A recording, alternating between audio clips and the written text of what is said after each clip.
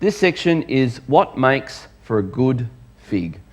What makes for a good fig? Fig in Scripture is a very interesting fruit. As part of a way of saying, we love you, God, the Hebrews would take a basket of these first fruit figs in a basket and present them to God. Bring them to the temple, present them to God. Just place them before God. God, this is the best of the figs, and we think that you deserve the best. Here it is. The best is for you. God, there it is. So that's kind of the role of figs in worship. And the Lord said to me, "What do you see, Jeremiah?" I said, "Figs. The good figs, very good. The bad figs, very bad. So bad, they cannot be eaten." We're going to look over the shoulder of the people that Jeremiah is now prophesying to in the temple courtyard.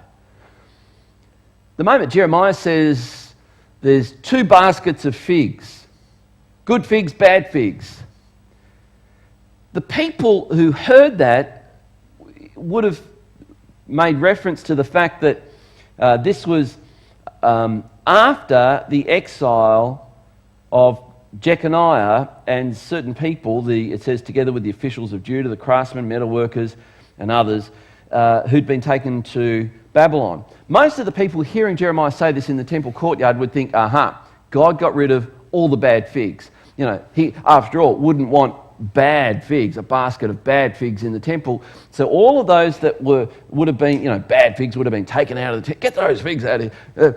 Those people that went in the first exile is to be taken out of your land. When King Nebuchadnezzar from Babylon came in, he deposed Jeconiah, who'd only been king for 3 months, and put his uncle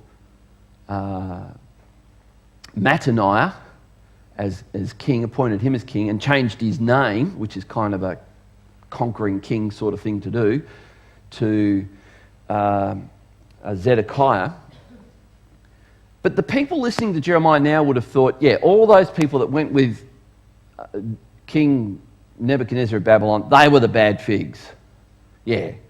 Go on, out you get, all the bad figs. That's what they would have heard. But those people that went were often, in fact, nearly invariably, they were the good people. They were the ones that loved God. You can imagine these people being taken from Jerusalem, wondering, hang on, God, this isn't fair. You should get rid of the bad people, not the good people. Notice what he says, "And I will bring them back to this land. I will build them up and not tear them down. I will plant them and not pluck them up." And if you can recall, this is Jeremiah chapter 1, the very thing that God said Jeremiah would be involved with. Verse 7, "I will give them a heart. I will give them a heart to know that I am the Lord. And they shall be my people, and I will be their God." What a beautiful picture. That statement, by the way, "They will be my people, I will be their God," that's a marriage statement. That's a covenant statement. I will be yours and you will be mine. That's the essence of what a marriage is all about. It's the highest commitment two people can make. God is saying, I'll make the highest commitment I can make to people. They will be mine, I will be theirs. For they shall return to me with their whole heart. So imagine these people. Here's a painting by the artist Tissot, who depicted the Jews being exiled out of Jerusalem. The utter confusion of it. The utter confusion of it. So God says, even though it looked like these people were the bad figs being expelled from the temple, God says these are the good figs. These are the ones I chose. These are the ones that I'm working in their heart to know me. So here's the question I have. Why do some people become good figs? Because these people that are being exiled out of Jerusalem, they were there with all the other people. They all had the same ancestry. They all had the same preaching. They all had the same information. It wasn't for lack of information that some people were good and some people were bad.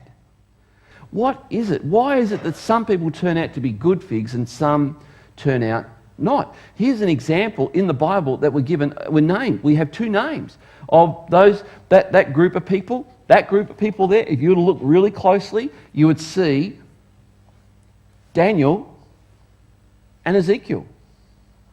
They're in that group. Daniel, a young boy, 15, 16 years of age.